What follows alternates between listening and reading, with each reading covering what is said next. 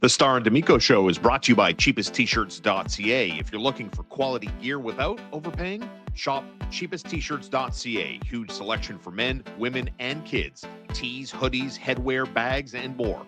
Proud Montreal business. Order today, ship today, delivery tomorrow. That's cheapesttshirts.ca. Local, fast, and affordable. Brought to you by instacustoms.com.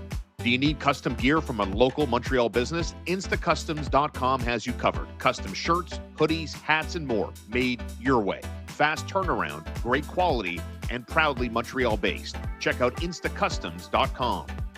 Brought to you by Cabletel. For trusted alarm systems in Quebec and Eastern Ontario, choose Cabletel. Over 20 years of expert installation and top-tier protection for homes and businesses. Check out Cabletel.com. Email them info@Cabletel.com. It's Cabletel. Peace of mind you can count on. Brought to you by Morella's Steakhouse. Looking for an unforgettable night out? Morella's Steakhouse on Highway 132. It's just 15 minutes from Montreal, serving up premium cuts and bold flavors, and no tax on your bill. Book your table tonight at morellassteakhouse.ca. Taste excellence tonight. Brought to you by Little Bear. Give your pet the best with Little Bear Pet Supply. It's a proudly family-owned business here in Montreal for over 30 years. Chuck, Evie, and their all-star staff have you taken care of with all the top brands at the best prices, and they really care for your pets. Shop online at littlebearonline.com or visit them on St. Catherine across from Westmount Square. It's Little Bear Pet Supply. Brought to you by McLean's Pub. Head over to McLean's Pub, 1210 Peel Street in the heart of downtown Montreal. Great food, cold drinks, and big games on all the screens. McLean's Pub, good times and great company. We're back. It's the Starr and D'Amico Show. Thanks so much for being a part of the program. As always, you can find us on youtube.com, wherever you get your audio podcasts. And of course, Without a Habs Conflict every Monday night on TSN 690. There's Marco D'Amico. Follow him on all your favorite socials at MN D'Amico. And of course, the senior editor covering the Montreal Canadiens with RG Media. Marco, let's dip our toes into the Laval Rocket, the juggernaut first place Laval Rocket, sitting high atop the North Division in the AHL with a 6-point gap. But once again, I want to talk more specifically about some of the prospects. But in this instance, Adam Engstrom, who right now has got 26 points through 31 games played, is 6th in defensive scoring across the AHL landscape. Who do the Montreal Canadiens have in this young blue liner?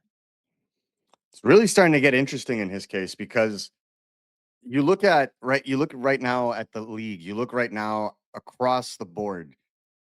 A lot of the defensemen ahead of him in scoring, outside of Ryan Ufko, who's having a great season for the Milwaukee Admirals, he's right there. He is right there with everybody. He's played about 10 less games. But right now, one of the more pressing features, he leads the AHL for defensemen in terms of goals per game. He's got 10 goals. Lassie Thompson right now has the lead with 11. And then you have Ryan Ufko, Adam Engstrom, and Max Zuber that have 10 goals each. But they've all played 38, 41, and 43 games. And you have Adam Engstrom that's only played 10. So it's extremely interesting because Adam Engstrom isn't scoring because he's got a cannon from the point. He's got a cannon from the point. But the way he's beating players, he's beating them one-on-one. He's making space for himself. He's attacking soft ice. He's making plays. He's the number one defenseman for the Laval Rocket. And it's becoming, from the circles that I've spoken to, it's becoming very apparent that he is too good for that league right now. And the Canadiens are either going to have to make room or make do. It's getting to that point. He has reached the point, 22 years old, 6'2", 200 pounds, 26 points in 31 games, one of the best point per game ratios in the league for a defenseman. It's becoming hard to deny. And with the weekend that he had for the Laval Rocket, I got a lot of text messages this weekend saying, how has he not earned a call up back to the team? And obviously it's because the team is healthy, which is a fantastic thing. But eventually you're gonna have to make a decision on him. Put him in your lineup, or is he gonna be more of a trade chip for you? The Montreal Canadiens have a surplus of offensive talent on the blue line. I mean, that's well documented at this point. And I'm curious, you talk about the point per game clip Engstrom has been playing on, when he Mhm. started the season, when he jumped up to the NHL and then went back to Laval. But he's also a plus 11. With the Canadians having so much offensive talent on the blue line, let's dive into his defensive game, like his defensive identity, or is he just going to be another offensive-minded blue liner that will complement the rest of his teammates if and when the Montreal Canadiens graduate this guy? And like we'll talk about the trade possibilities, but let's work under the Mhm. hypothetical that he plays for the Montreal Canadiens. Is he going to add to the offense, or are they going to kind of mold him into being a defenseman whose offense certainly will help when he does chip in? Well, I think there's obviously a transition period when you go from AHL to NHL in terms of being able to defend. So I guess let's speak more to how he was able to improve that aspect in the American Hockey League, and maybe that'll give us an idea of what that will look like at the NHL level, right?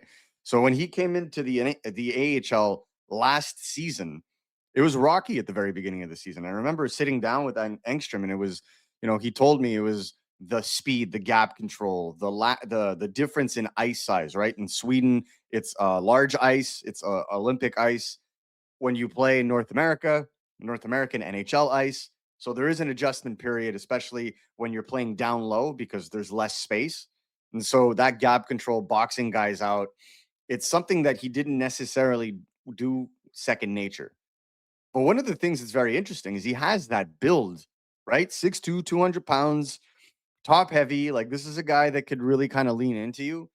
And kudos to Pascal Vincent and the rest of the staff over at Laval. They really worked with him to kind of instill the habits of being a little bit more aggressive in the corners.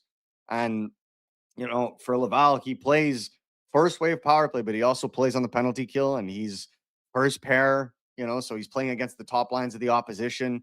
He's a very impressive specimen right now because he excels in all three zones. His transition game, second to none on that team. He can Mm. skate the puck up the ice. He can make the plays. He's a counterattack machine.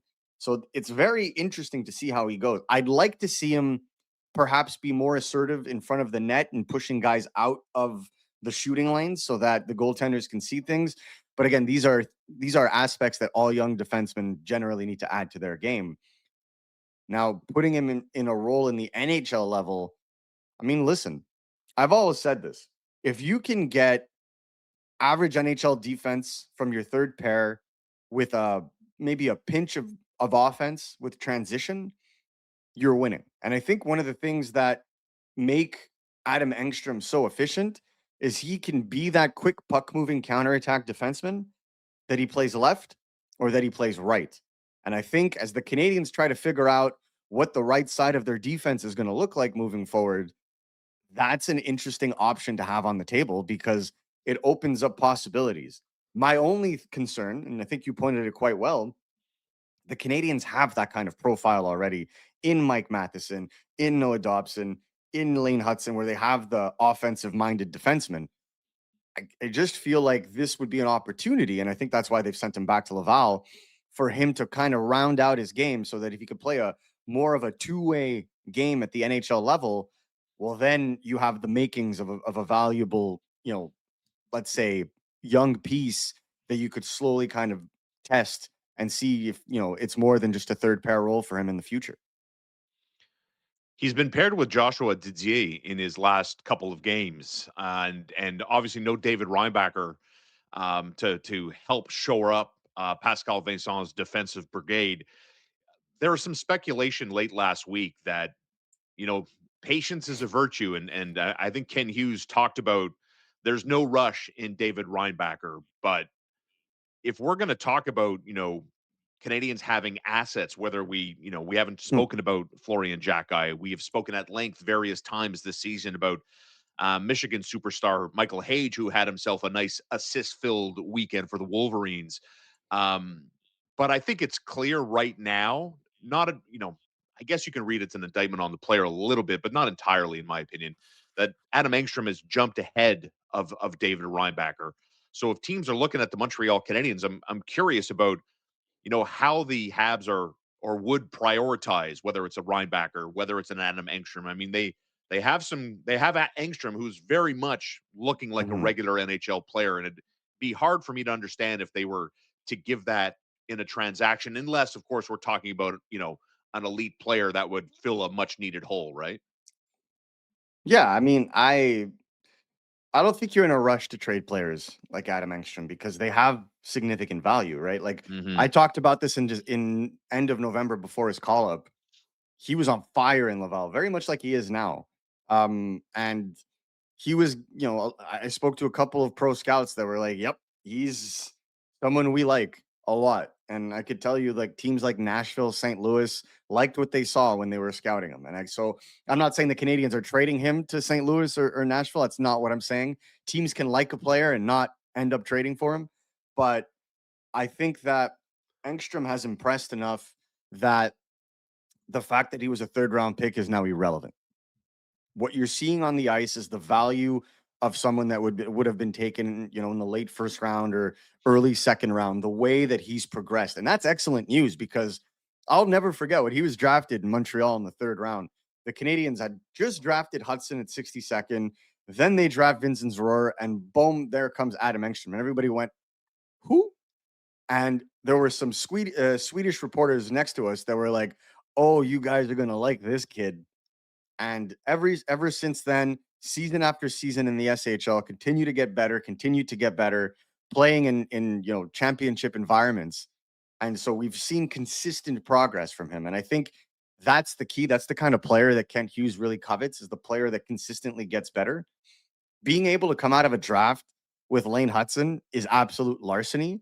But if Adam Engstrom is able to hit, like you really, and then obviously Uri Slavkovsky, you've really won your first draft. If you're the Montreal Canadiens and Kent Hughes and Jeff Gorton, there is interest in him, but there is also interest internally in seeing what he can eventually do for the team. So I think the Canadians are in a really good spot where they can be patient with him and not force anything, be it a call up or a trade. They have the depth. They don't need to force it. He's getting 23, 24 minutes a game in Laval right now.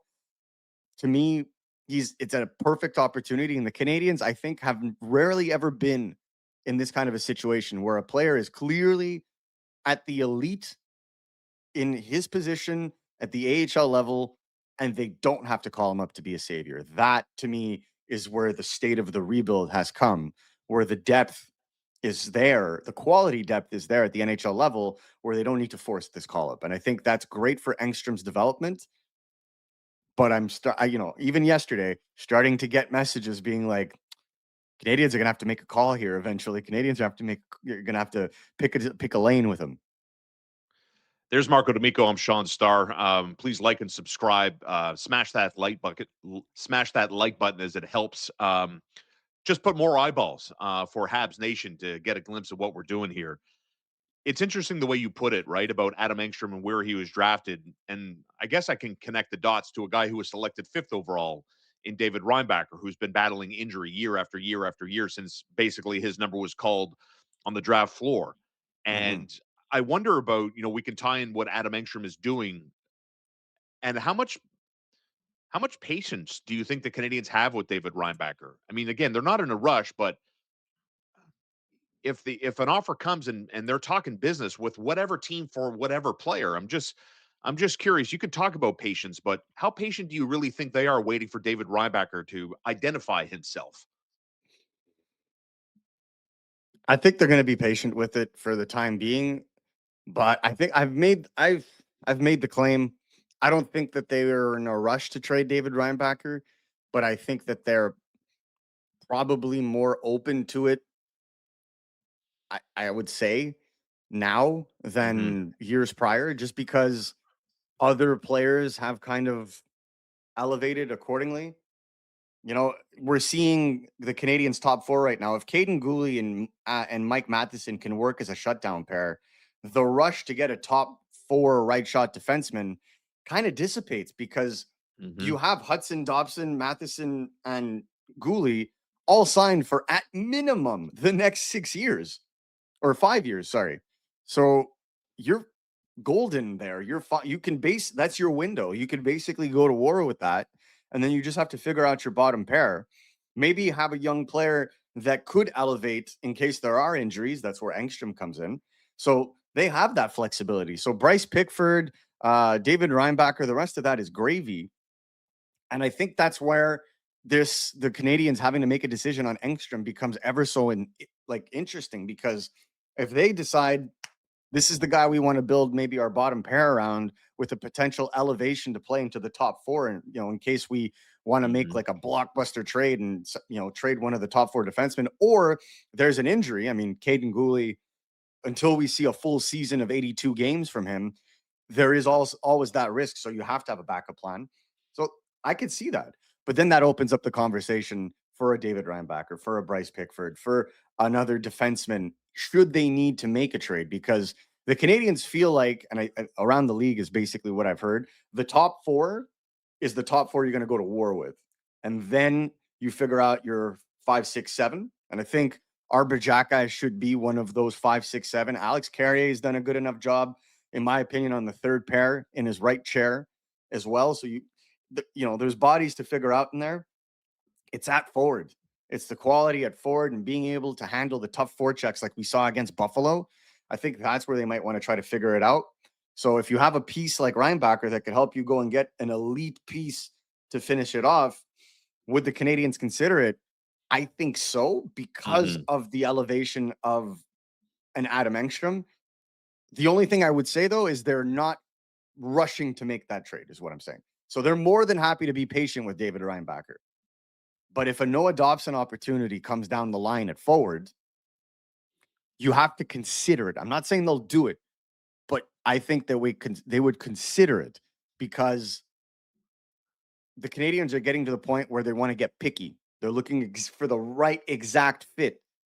Well, if they feel like they're set in their top four, you can utilize, because yes, people will say David Reinbacher has no value, for example. That's not true.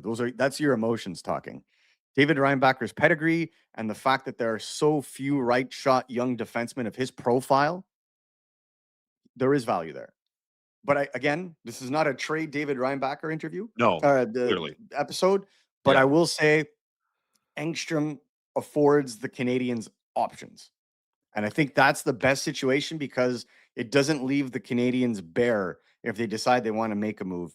If they make a move, be it now, be it in the summer, there's no rush in that regard, but it affords them options.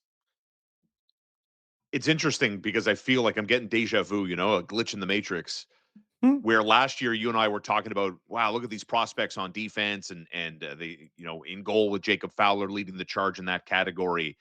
And we would often tie in Florian Xhekaj. Well, here's Florian Xhekaj playing a fourth line role, depending on with who, whether it's Thorpe or Alex Tuck. And we look at the season he's having for the Laval Rocket, 15 points, 8 goals after 39 games. And I guess we'll end it on this, right? I don't think it's harsh to say it's been a little bit of a step back. And again, the Montreal Canadiens' area of strength from the prospect pool very much remains Jacob Fowler and the defenseman, in particular, Adam Engstrom, when we talk about And AHL players. That, I yeah, mean, the season Florian had last year and the lack of follow up. I'm not killing the kid, right? But I think the fan base by and large was hoping for brighter numbers, brighter role, to say the least at this point. I think that's the problem with hyping prospects, Yeah. right? Like, there is the possibility of you know a little bit of regression, because some of it was situational, some of it was who he played with, some of it was, opportunities. There's some games where I think he had a game where he had like 5 points last year, 3 goals and 2 assists. Like, he sometimes there's mojo involved. I would say as well, like, there's the emotions, the psychology of it, being very close to making the Canadians, even playing games for the Canadians, Hmm. kind of plays with you, and then you're trying to figure out your identity. The fan base thinking and hoping that he would be more than simply just like a bottom six bruiser. Seeing unicorn ability in him, where he could potentially be a top six guy. Like, remember in the comments in September, a lot of fans hoping for that. Yep. Like, that gets to a player, and I feel like he's just got to go back to basics. I think he's been better of late, for sure, and in his role, they're trying to challenge him in that regard. But again, like, I think in the NHL level, he'll be that kind of really coveted fourth line center, in the same way that like Michael McCarron is right now for the Nashville Predators. So there's no rush with him.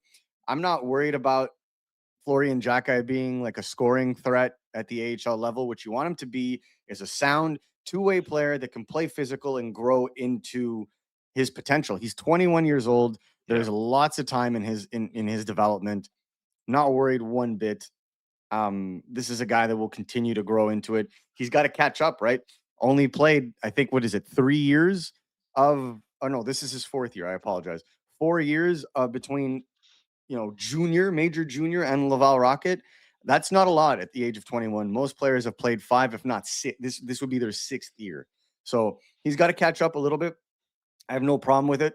The only thing I don't want to see is the body language change. And his body language has been good on the ice, remains engaged. So as long as that happens, I think the Canadiens will continue to be patient with him, because those players like that, those big, mean centers, they don't come easy. So they're going to take their time with him.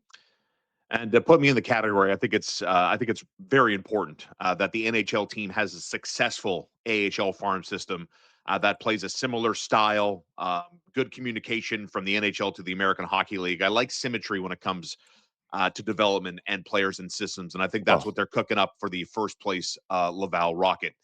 Marco D'Amico with RG Media. Follow him on all your favorite socials, and of course, one half of Starr and D'Amico. It's a two-man extravaganza. Marco, good insight as always, and I know Habs Nation very much looking forward to the prospects coming up, and I hope you enjoyed this episode as we put a little bit more shine on Canadiens prospect on the blue line, Adam Engstrom. Thanks again, Marco. Have a great one, everybody.